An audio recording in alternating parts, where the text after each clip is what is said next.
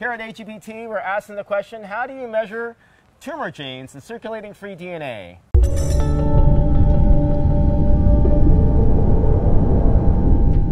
And to that answer, we've got David from University of Leicester. Good afternoon. What can you tell me about your talk today?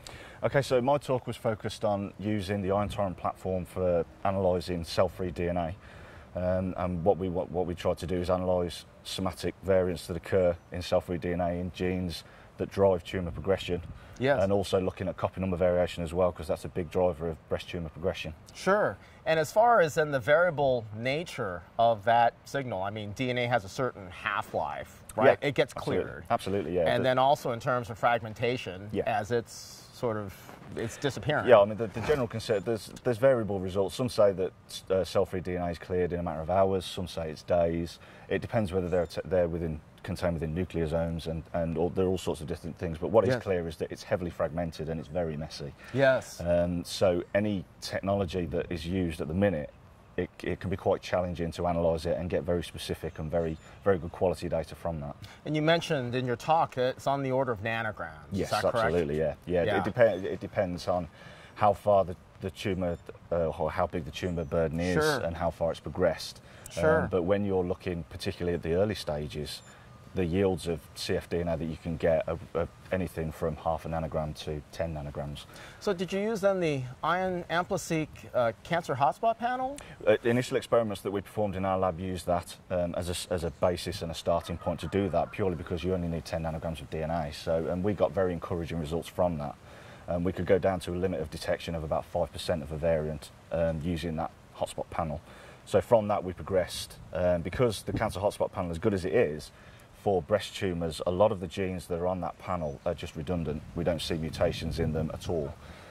So we wanted to design a more focused panel looking for genes that are mutated in breast tumours, but we also wanted to produce a smaller... Four, oh, okay. Yeah, sorry. Yeah, not that many.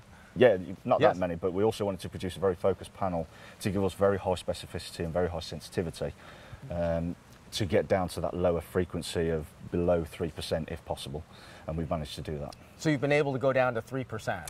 Yes, but calling through variant call, we've managed to get down to 3%, but we've managed to get it down to 1% when we actually physically look for it in RGV. I see. Now, have you tried the new Ion Reporter version 4.4? We have, yes. Yes, we have. And we've used that for our custom copy number variation panel. Yes. And it's early days in those experiments, but the results that we've been getting have been very encouraging. So what can you tell me about copy number? Obviously a very important topic. Absolutely, yeah. Particularly in breast tumours, that's one of the major drivers of breast tumour progression is copy number variation, not just somatic variation. So we wanted to produce a custom panel that will look for that. I know that the cancer hotspot panel wasn't initially set up for that, but there are workflows in Ion Reporter that can analyse using the hotspot panel. But we wanted a more focused panel that will look for drivers of breast tumour progression that are susceptible to copy number variation. So we did that through the white glove team, and they produced a panel that encompassed a lot of the genes that were highlighted by the TCGA, but also through genes that we found through our own research, and we've been using that for about 6 months now.